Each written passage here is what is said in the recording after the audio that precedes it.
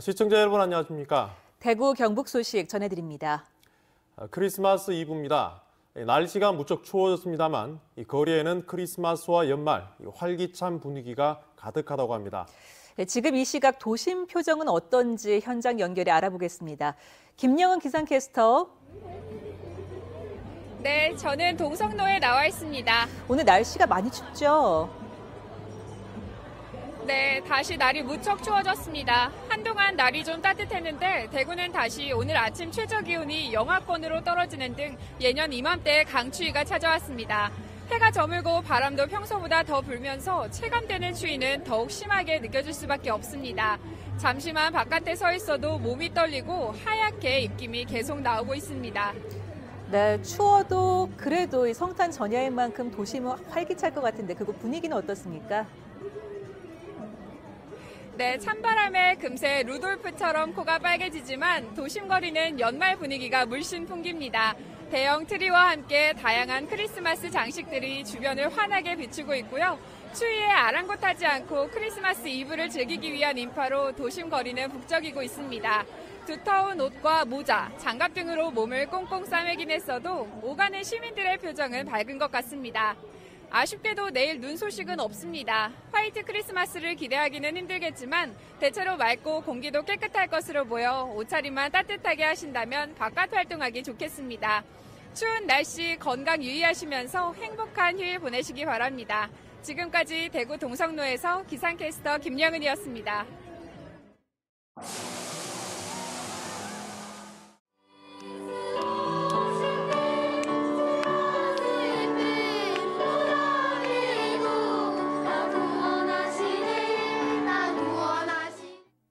It's beginning to look a lot like Christmas everywhere you go.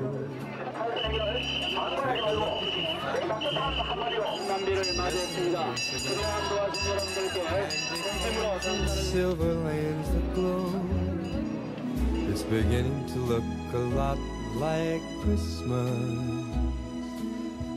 Toys in every store.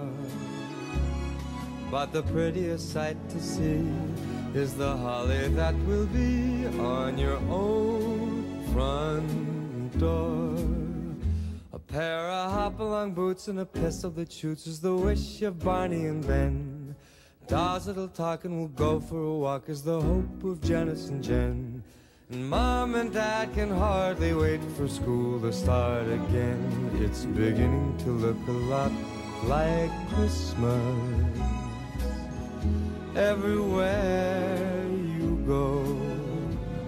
There's a tree in the Grand Hotel, one in the park as well. It's the sturdy kind that doesn't mind the snow.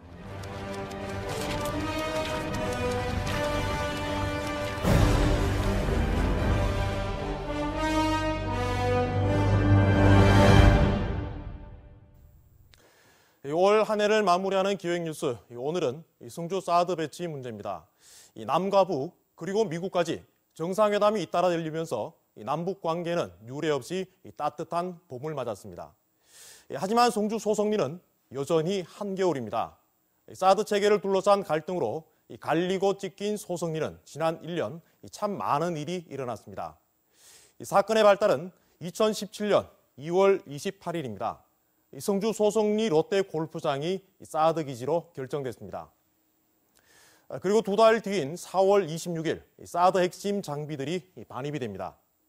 그리고 9월과 11월에는 사드 발사대와 공사 장비 등이 추가 배치돼 장비 반입은 모두 끝이 나게 됩니다. 그리고 2018년 올해부터 충돌은 걷잡을 수 없이 커졌습니다. 올해 4월 사드 기지 공사 장비 반입으로 주민과 경찰 간의 격렬한 충돌이 잇따랐습니다. 다행히 지난 여름 장병 생활 개선 공사가 마무리되자 더 큰 충돌은 없었습니다. 지금은 사드 반대 단체와 주민 그리고 국방부 모두가 소강 상태에 있습니다. 그럼 이렇게 사드 문제가 마무리되는 건지 주민들은 어떻게 지내는지 성주 소성리에 가서 알아보겠습니다. 박재형 기자입니다. 무차량의 진입이 가로막히고 공공의 질서를 유지할 수 없음에 따라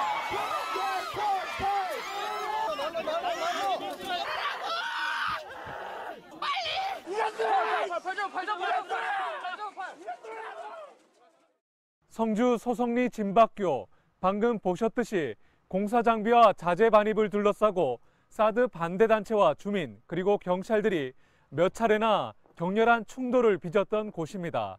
지금은 이렇게 주민과 경찰 초소만이 덩그러니 남아 있습니다. 당시에 긴박했던 흔적은 찾아보기 어렵지만 여전히 갈등의 불씨는 사그라들지 않고 있습니다. 만약에 어떤 일이 날지 모르니까 여기 원불교 교무님들과 주민들이 여기서 24시간 상주하고 있습니다. 저 같은 경우는 매주 2박 3일 여기서 지키고 있습니다. 성주 소성리는 사드와 관련 없는 평화로운 농촌 마을 같습니다. 이곳의 주민들도 이제 일상의 삶을 찾은 것 같습니다. 하지만 매주 수요일 이곳 마을회관에선 사드 철회를 촉구하는 평화로운 집회가 열리고 있습니다. 이들의 삶은 사드를 빼고는 생각할 수가 없습니다. 사드 배치 4기를 추가 배치를 시행했습니다. 거기에 대해서 마을 주민들은 분노를 안고 있고요. 그래서 사드가 빠지는 그날까지 계속 투쟁하고 있습니다. 소성리가 영화가 되기도 했습니다. 지난 여름 평범한 삶을 꾸려가던 농촌 할머니 일상이 사드 배치로 어떤 변화를 겪는지 담은 영화 소성리가 일반인에게 알려져 잔잔한 감동을 전했습니다. 불안과 혼란은 가시지 않고 있습니다. 지난 6월 당시 미국 해리스 주한 미국 대사 지명을 위한 미국 상원 외교위원회 인사청문회에서 태평양 사령관 출신으로 사드 배치를 주도했던 해리스 지명자는 사드 철수 가능성을 언급했습니다. So there would be no justification for it if there wasn't no North Korean? I think there would be no need for it. I mean, it is there. It's a very tactical system designed for ballistic missiles coming from North Korea. 사드 문제가 일단락될 거라는 기대가 주민들 사이에서 일었습니다.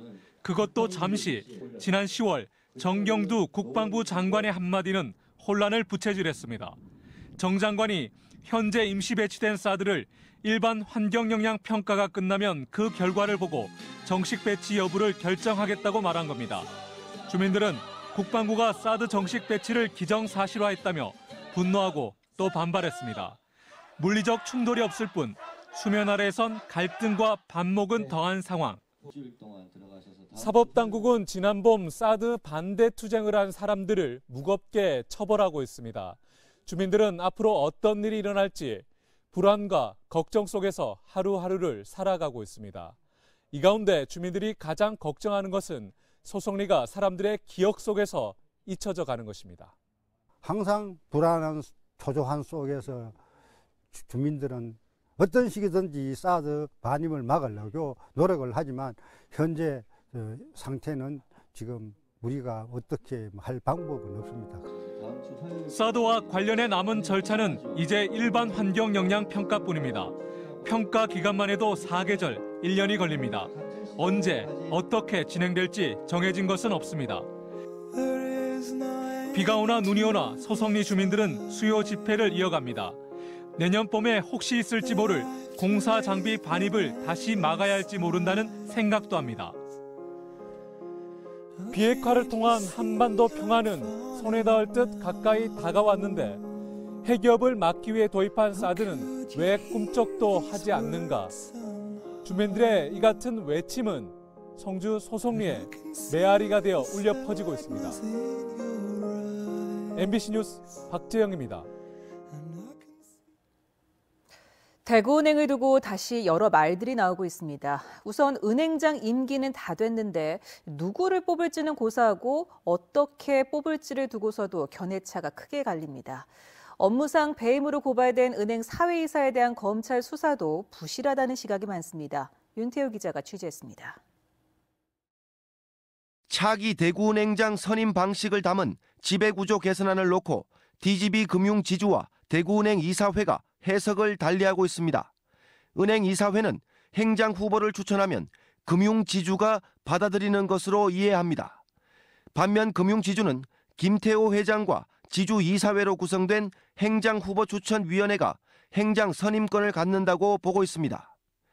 현 박명흠 은행장 직무대행의 임기가 끝나는 오는 26일에 열리는 지주이사회가 분수령이 될 전망입니다. 여기서 행장 후보 요건 등이 논의될 예정인데 진통이 불가피해 보입니다. 은행장 분리하는 것도 중요하지만 자기 요건이 안 되는 사람을 전혀 처분해주는 사람을 할 수는 없을 거 아니야. 그러니까 이 자기 요건이 안 되니까 회장이 일단 정직을 하고. 이런 가운데 대구은행 사회이사를 검찰이 제대로 수사하라고 촉구하는 목소리가 큽니다. 대구은행 부패청산 시민대책위원회는 구속된 박인규 전 행장에게 석 달치 급여 6천만 원을 지급한 김진탁 의장 등 은행 이사들의 업무상 배임 사건을 검찰이 늑장 처리하고 있다고 규탄했습니다. 지난 2달간 직원 한 명만 조사를 했다 하는 것은 정말 납득하기 어려운 늑장 수사다 이렇게 보여지고 매우 신속하고 엄정하게. 대구은행과 관련한 검찰 수사가 아직 끝나지 않았고 은행장 선임을 둘러싼 대립도 점점 심해지는 모양새입니다. 지역 최대 기업인 대구은행을 한 단계 더 발전시키는 막바지 진통이기를 지역민들은 바라고 있습니다. MBC 뉴스 윤태호입니다. 대구 예술대 교수가 학내 갈등으로 목숨을 끊으면서 파장이 커지고 있습니다. 교수협의회와 유족 등으로 구성된 한모 교수 사망 진상대책위원회는 한 교수가 극단적 선택을 한 책임은 학교 측에 있다며 진상조사와 책임자 처벌을 촉구했습니다. 대책위는 기능대회 수상과 관련한 한 교수의 금품 수수 의혹은 대학 측이 본인에게 확인 절차도 거치지 않고 검찰에 수사 의뢰했고 무혐의 처분으로 끝났다고 주장했습니다. 또 한 교수가 대학의 학위 장사 의혹을 제기했지만 대학 측은 진상조사 없이 한 교수에게 모멸감을 줬다고 주장했습니다. 지난 22일 저녁 8시쯤 경북 칠곡 대구예술대 3층에서 이 대학 한모 교수가 스스로 목숨을 끊은 채 발견됐습니다.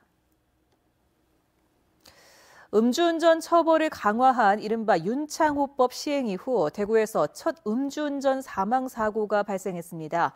대구 강북경찰서는 어제 새벽 4시 50분쯤 대구 북구의 한 도로에서 만취 상태로 화물차를 운전하다 자전거를 타고 가던 60대를 들이받아 숨지게 한 47살 A씨에 대해 구속영장을 신청했습니다.